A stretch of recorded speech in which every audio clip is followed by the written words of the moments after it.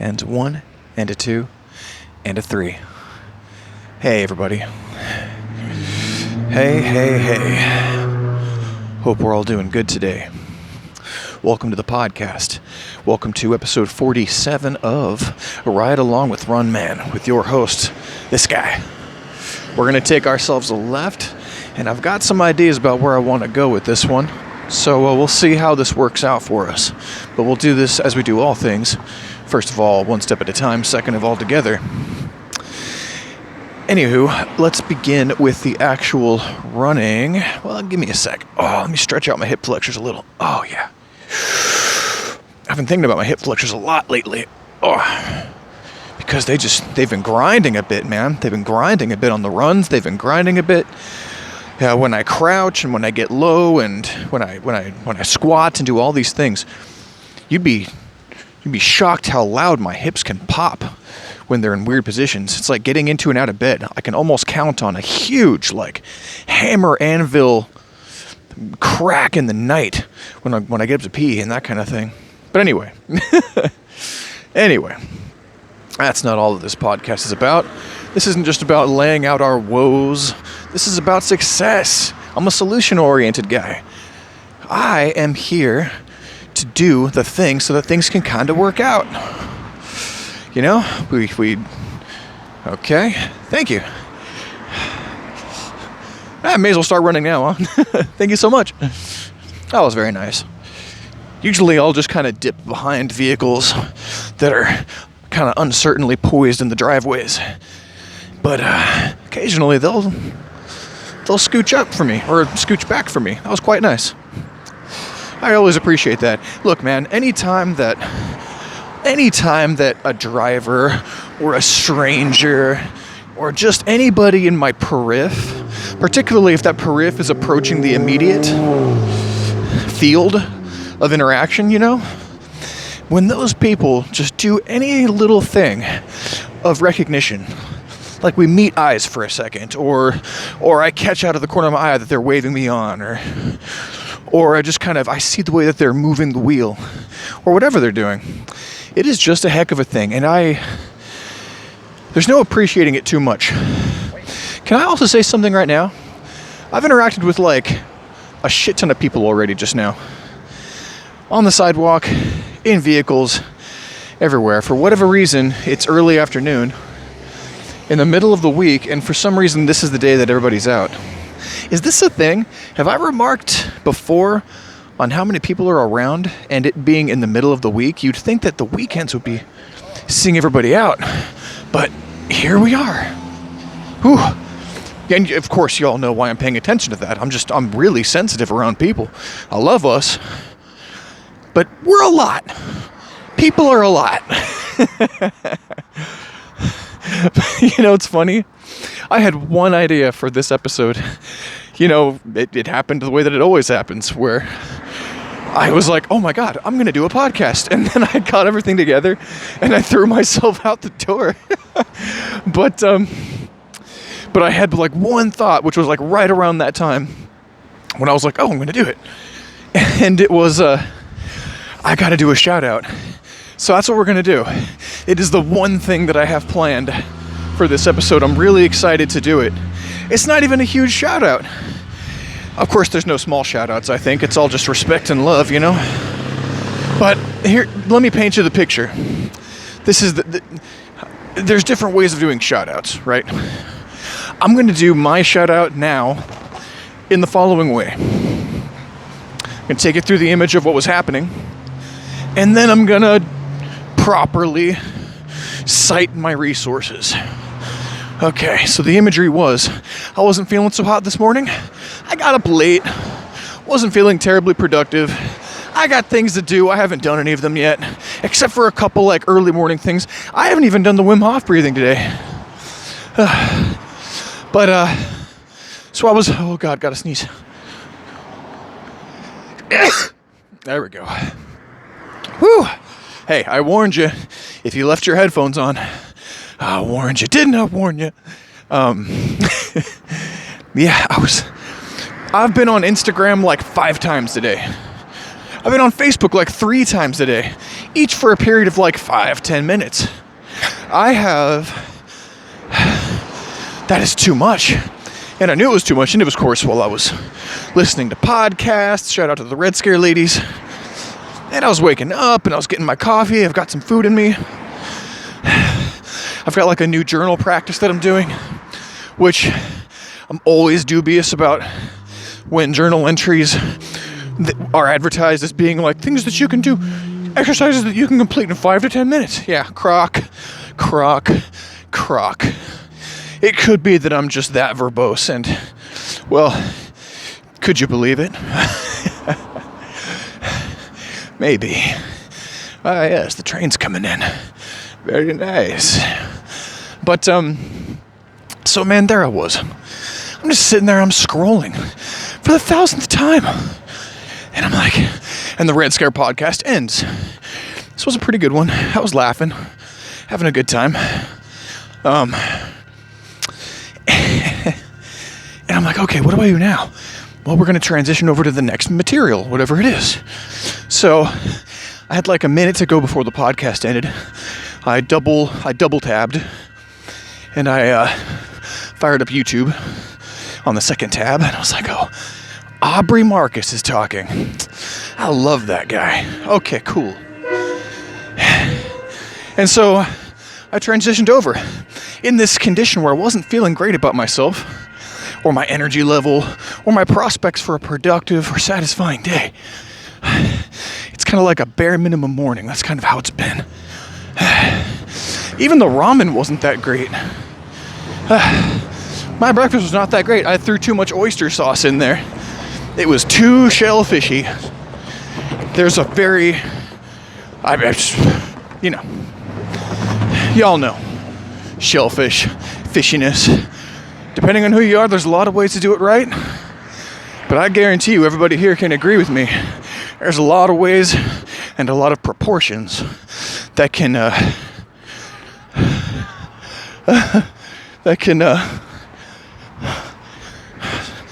sorry, I heard some yelling a second ago. We're okay. Suffice everything to say, there's a shellfish threshold, but also in that moment I was like, oh yeah, I'd love to hear fucking Aubrey Marcus talk. That sounds good. And so all that I needed was like 2 minutes. It was just like 2 minutes of a podcast he put out a few hours ago. He changed the theme to his podcast, so it's not as satisfying, but whatever. Anyway, none of this is about that. It's just about the fact of the podcast and of that particular human being. He was podcasting with his wife and with some kind of a sex therapist. And they were just talking about just basic ape matters. But when he was talking, I was like,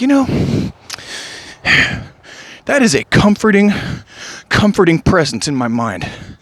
It's like anybody who's got a really fucking badass older brother would understand. I am an older brother.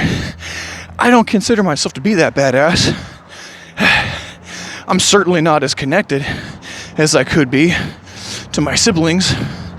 And it's cool to have the sense. And I never grew up with an older brother of my own, so I've had uncles and aunts and stuff, but so I understand mentorship, and I understand like folks who are a little bit further ahead in the game, and my Tai Chi instructor was kind of the same way. Older bro, teach me how to fight. Rah. But with Aubrey, maybe it's just the quality of his voice. I'm just like very comforted. I'm like, that's right. That's right. I'm getting on my own case for nothing. It's all good. There's no need to beat myself up. There's no need. Thank you for the reminder. So, shout out to Aubrey. He's a good kid.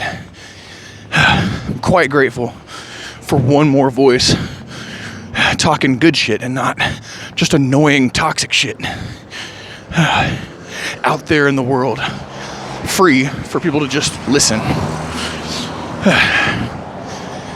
That is the only thing.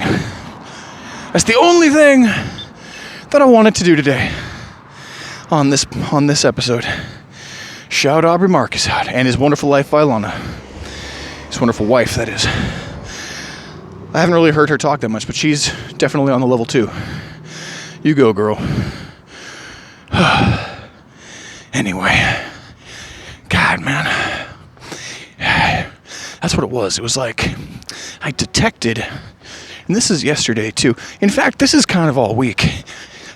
There's been just like a little bit of tension, a little bit of extra tension. Remember when I did the frustration episode? I think that was like 2 days ago. I think an hour and a half of me really having a hard time with keeping terms straight and keeping images clear and concise. If I said that I failed at all of those things, well, I won't say that. Let's just say that there was a struggle. It's funny because that was a household-friendly episode. It's like the third or fourth that I've done so far on the podcast. And here I am, not cursing on that episode, but it's an hour and a half of me rambling, well-intentioned, but rambling, and just kind of, I guess I took upon myself a great challenge for which I didn't prepare in a traditional sense. Because I like to flow on this podcast. So if you choose to flow and practice flow on podcasts like this one, and that's your approach to difficult subject matter, that's great that you can hone your blade of coming at things and confronting, approaching, or dealing with these difficult issues in that state. But you're also always going to pay a price. And the price was, I've got my phone in my hand and I'm talking. I'm not Googling. I'm not researching. I'm not calling people who know about emotional intelligence and having them guest speak or anything like that. I'm not knee-deep in a book and reading from it or citing it. I was drawing on experiences, and I was drawing on resonance. So if you followed me, I'll say this again too. If anything, my recommendation for listeners is allow this to fade in and out. or hang in there and then relax and then don't hang in there while I'm talking and then come back and then pick up the thread and then lose it, because that's what I do while I'm talking. There's a resonance, there's a current that's happening, and the current is more important than the articulate, sharp res. Okay? Or let's say it even simpler. Resonance over resolution. How about that? May not get the clearest picture when I talk, particularly on these kinds of subjects, but you might get a good feeling, and you might have something that empowers you or emboldens you. They say play to your strengths. I don't know that I'm a strong, I'm about as good a speaker as I am a runner, probably. Not the worst out there, but we got work to do. But I'm far more one for the talking and one for the conversation than I am for the book learning, the book reading.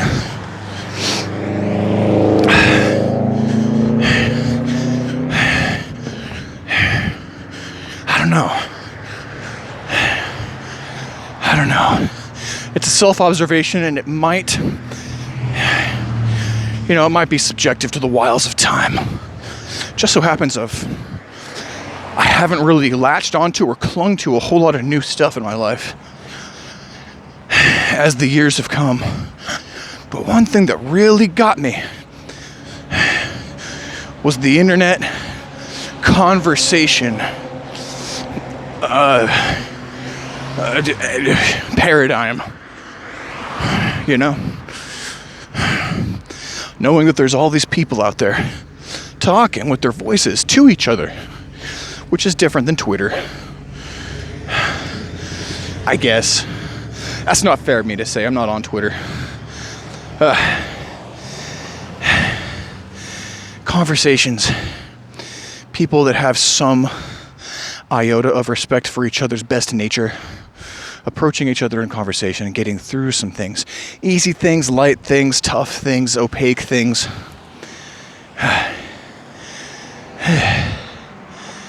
Yeah, you know, there's just something to it.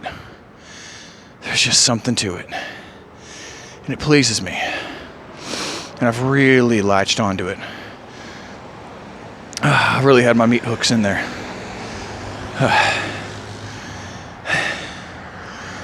Oh boy, come on, walk signal.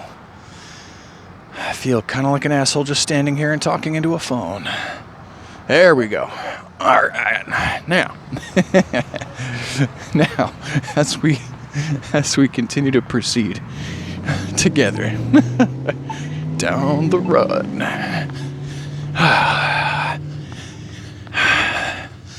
Yeah, okay. Yeah, I don't know. Just thoughts in my brain right now. Just thoughts in my brain. Anytime when I am open to receive and actually do receive that calming clarity, I remember how much I loved to talk about it. It's like the second the monkey goes quiet, you feel all these processes working through you.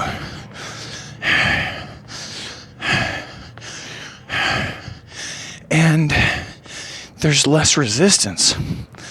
Because, man, when processes and energy encounter resistance, the circuit board likes to fry.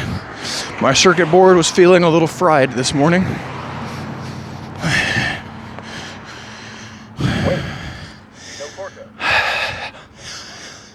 But it doesn't feel fried anymore.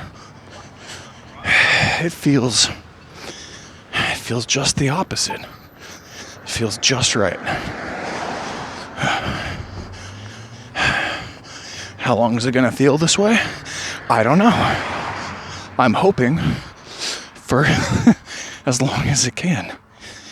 And in the running, I move to embody that intention.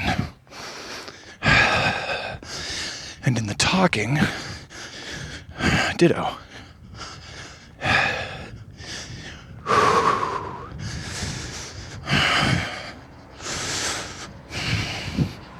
It's important to communicate these things. It's important to remember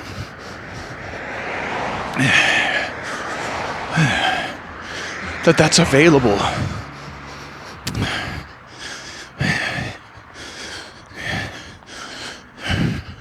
Because the monkey is so loud and jumps so high that it's tough sometimes to remember that it's not tough to relax. And when I relax, the monkey tends to relax. Sometimes it takes time.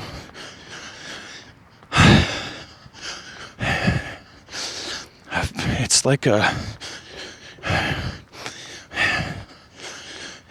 it's like this conversation that I've been having with myself in the strange hours, the early wee hours, for these last times, days, weeks. It really has been a conversation that's been ongoing since I've ever been consciously aware that my conscious awareness lapses. Because sometimes you're up against it, man. Sometimes I wake up and I realize I got a thing to do in like 5 hours.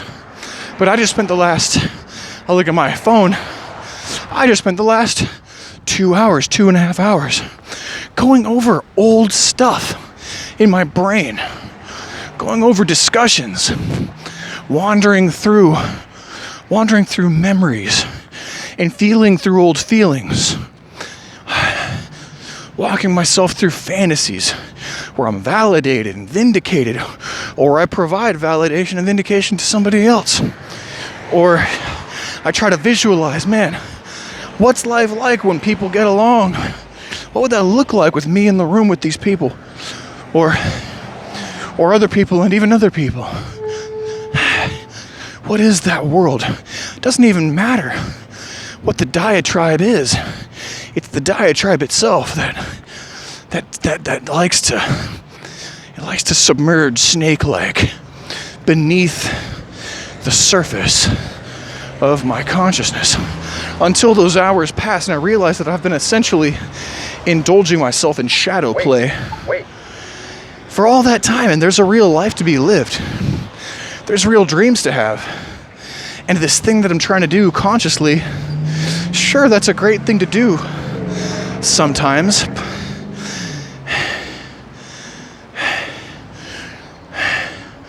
That's a worthy meditation. What would the world be like if it was all just working out and everybody was kind to each other? What do I look like in that world? What do those conversations look like? Yeah, that's worthy. But there's ways of going about that subject matter. There's ways of navigating those mores and bringing it to you. Like, you can include those kinds of conversations in a specific aspect to your meditation practice, for example. There's a lot of things that you could do. And by you, I mean me. But not when you're trying to sleep, baby. My dreams can do whatever I'm trying to do better at that point in the day. If there's something to relive, rehash, go over, disassemble, put back together, just stare at without any judgment or hatred or attachment or compulsion, my dreams can do that, and my sleeping self can do that pretty well. Better than I can probably force it to happen through cogitation, rumination. And I think a lot of us would agree.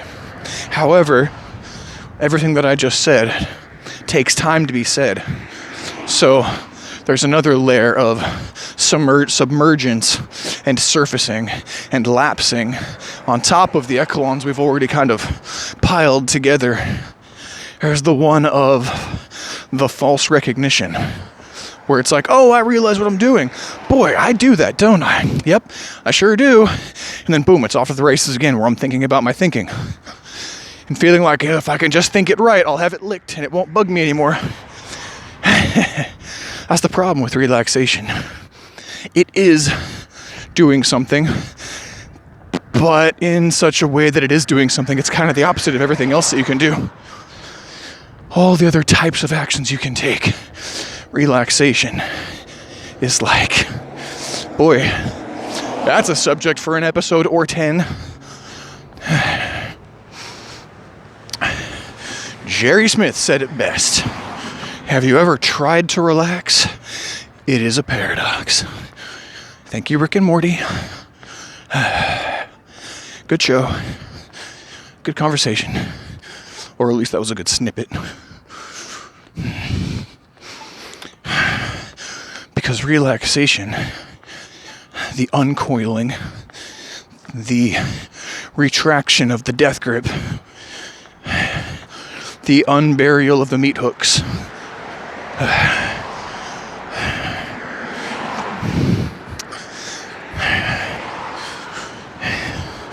it's just like hanging in the air over a river after you've jumped off a bridge and you're exactly halfway.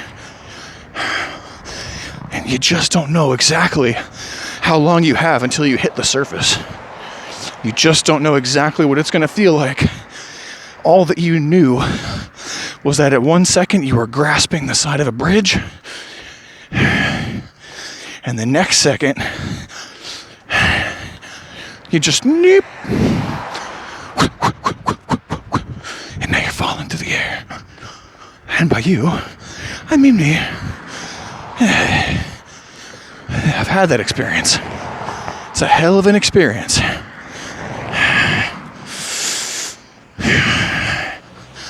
It's funny that when I actually did that, when I hit the water, I hit poorly. and I injured myself. We talked about that. Might have been episode 30. We talked about that. Because I was jumping this way and that, and I wasn't in any pain. I was like, wow, I'm not used to this. I must be healing. Finally, from this ancient injury that I got, jumping off that stupid fucking bridge into the water.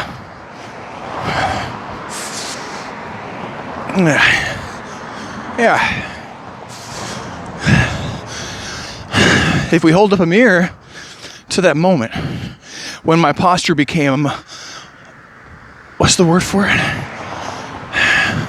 Inappropriate for my aims, which was an orderly and smooth descent across through the surface of the water. Instead, I reclined my body and I had a little bit of tension. And a little bit's all you need.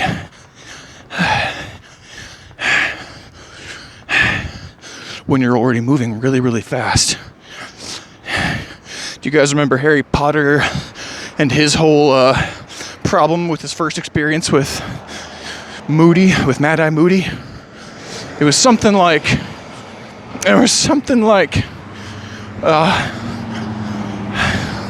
Mad-Eye Moody was teaching about the dark arts. And at some point he's got a charm laid on Harry, and he's trying to get Harry to jump off a desk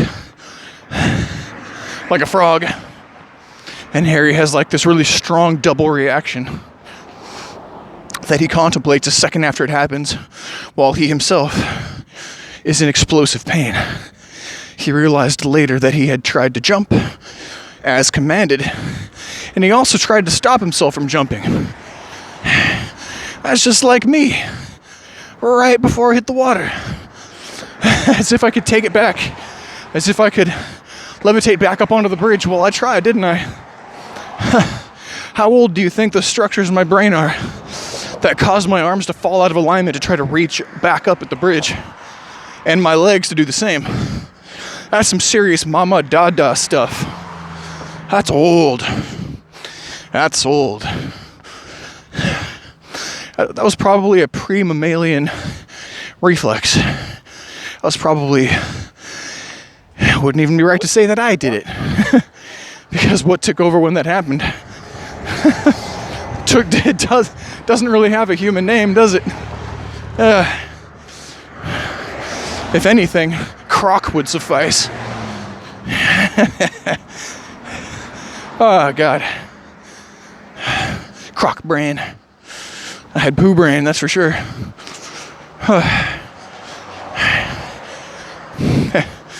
Man, what a thing. What a thing. Because that's how hard it is to relax. If I had just kept the posture and kept feeling my way through and not allowed myself to steal out of the moment, even Croc brain, I don't think even Croc brain could have whipped my arms out. It would have just been more like, I don't know. What would that have been like? If Harry had completely not jumped, what would that have looked like? Maybe he stirs, but doesn't gain any altitude. Maybe he leans over and falls. There's different degrees, aren't there? Because it's a continuum. Because the Croc brain... Here's something that I'm not sure how well I can communicate, because my idea about what it is changes all the time. What I call Croc brain, what is that, the cerebellum? What is that, like, brain stem? I don't know, but here's the thing about the brain stem. It's both brain and stem. There is no even point, at least when I last studied this, which was a zillion years ago.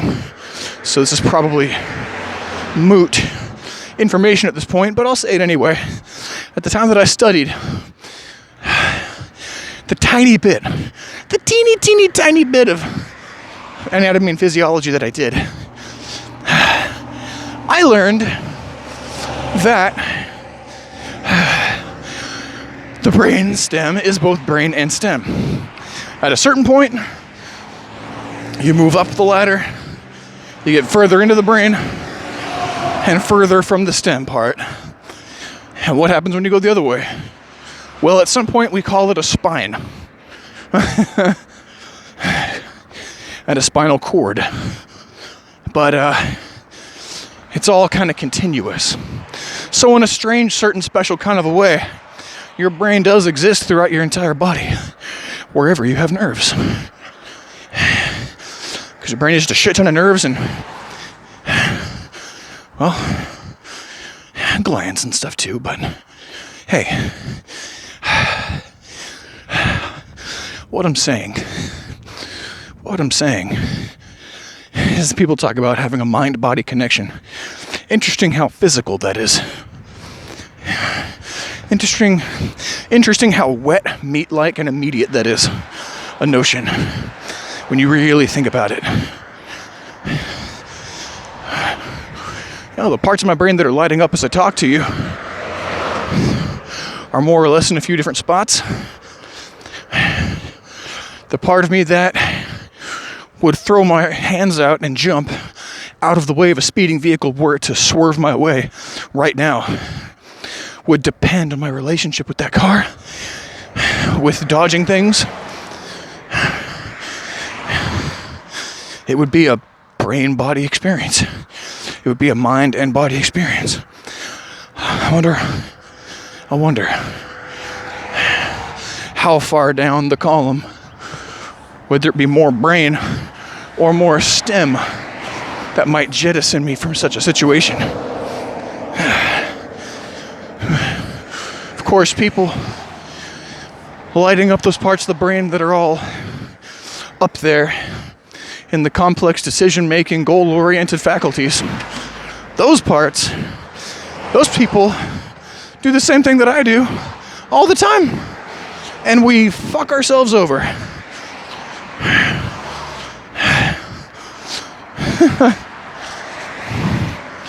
People making decisions from what they call a conscious, intelligent place. Boy, we'll fuck ourselves just like the Crocs. The context is a little different. You might not be in a river sawing at a deer carcass. You might be in a boardroom spilling hot coffee on your boss. The one day that you had to show up and do your job perfectly. Because this fucker's temperamental and might fire you, but you've clawed your way up year by year. And you want